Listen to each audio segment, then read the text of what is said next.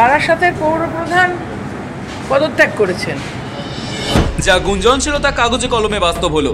বিগত দুদিন ধরে শোনা যাচ্ছিল বারাসাত পুরসভার পুরপ্রধান বদল হতে চলেছে। অবশেষে হলেও তাই। বাম শাসিত পুরসভা পতনের পর 2022 সাল পর্যন্ত একটানা 12 বছর পুরপ্রধান থাকাকালীন সুনীল মুখোপাধ্যায় আবার বারাসাত পুরসভার সর্বোচ্চ পদাধিকারীর চেয়ারে বসছেন। তিনি এলেন অশ্বনী মুখোপাধ্যায় স্থলাভিষিক্ত হয়ে।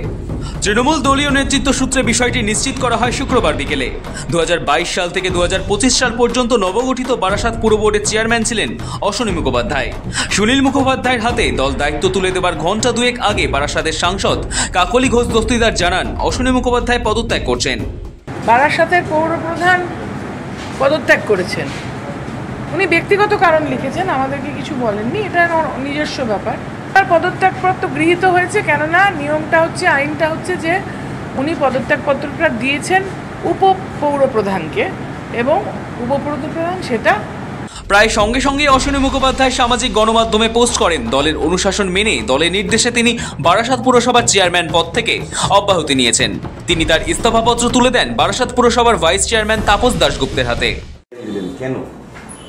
দলের নির্দেশে। দলের কি এরকম নির্দেশ? হ্যাঁ, কীরকম? আমার যিনি সাংগঠনিক জেলার সভাপতি, তিনি সকালবেলা আমাকে ফোন করে বললেন ওর কাছে নির্দেশ পাঠানো হয়েছে দলের ওপরতলা থেকে যে আমি যেন ভাইস চেয়ারম্যানের কাছে রিজাইন করি, এবং পদ্ধতিটাও তাই, ভাইস চেয়ারম্যানের কাছে রিজাইন করতে হয়। তথাপি আমি মহকুমা শাসককে ফোন করে জেনেছিলাম এবং উনিও তাই বললেন। সেই মতো আমি দুপুর 1:30 পৌনে 2 নাগাদ ভাইস চেয়ারম্যানকে ডেকে ভাইস চেয়ারম্যানের কাছে আমি তো রেজিগনেশনটা দিলাম। এবার যেহেতু আমার সাংগঠনিক সভাপতি ডক্টর কাকলি ঘোষ দস্তিদার আমাকে ওভার টেলিফোন জানিয়েছিলেন, ওকেও একটা চিঠি দিলাম যে ওর ইনস্ট্রাকশন মতো আমি ভাইস চেয়ারম্যানের কাছে রেজিগনেশন দিয়েছি। তবে আমি কিন্তু ওর ইনস্ট্রাকশনই ফলো করেছি। এদিকে শুক্রবার দুপুরেই বোর্ড মিটিং এর পর তাপস দাশগুপ্ত জানান আবার বারাসাত পুরসভার পুরপ্রধানের দায়িত্ব পদে ফিরলেন সুনীল মুখোপাধ্যায়। যদিও অশ্বনী মুখোপাধ্যায় যা বারবার বলেছেন দলের নির্দেশে পদত্যাগ করেছেন, তা নিয়ে মন্তব্য করতে এড়িয়ে গিয়েছেন ভাইস চেয়ারম্যান। আমার 3.5 বছর আমাদের চেয়ারম্যান ছিলেন অশ্বনী মুখার্জি। তার ব্যক্তিগত কারণে আজকে তিনি পদত্যাগ করেছেন।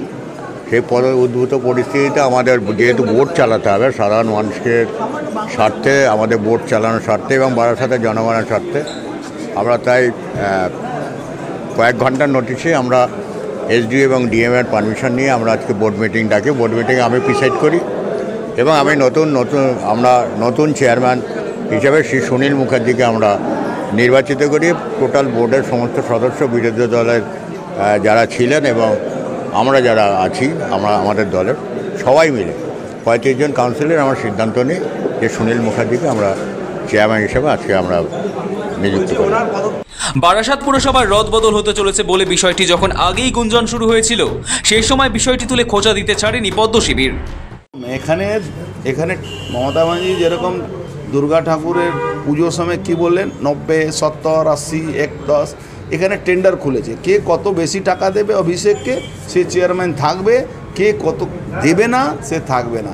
যারা দিচ্ছে না তারা থাকবে না, যারা টাকা দেবে তারা থাকবে। আর কোনো এর মধ্যে বিজ্ঞান নেই, একদম অ্যাবসলিউট বিজ্ঞান আছে, মাল দাও থাকো, না দিলে থাকবে না। যদিও সেই কটাক্ষের জবাব বেশ ঠাড়ে ঠাড়ে দিয়ে দেন বারাসাতের তৃণমূল সাংসদ কাকলি ঘোষ দস্তিদার।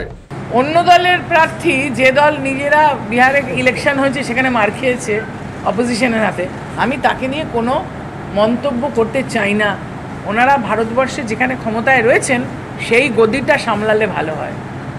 এক কথায় 2026 সালের বিধানসভা ভোটের দিকে তাকিয়ে এই পদক্ষেপ।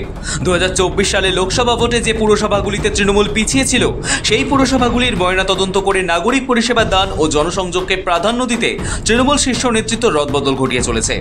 2024 সালে লোকসভা ভোটে 69টি পুরসভা এলাকায় বিজেপির যে তৃণমূলের পিছিয়ে থাকার পরে তৃণমূল নেতৃত্ব পুরসভার চেয়ারম্যান ও ভাইস চেয়ারম্যানদের পারফরমেন্স সমীক্ষা করে।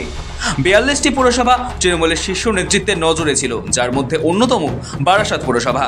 পথ প্রস্তুত হচ্ছিল, সেই পথ ধরেই গমন অশ্বনী মুখোপাধ্যায়ের, আগমন সুনীল মুখোপাধ্যায়ের। দীপ সেনের রিপোর্ট, সময় কলকাতা।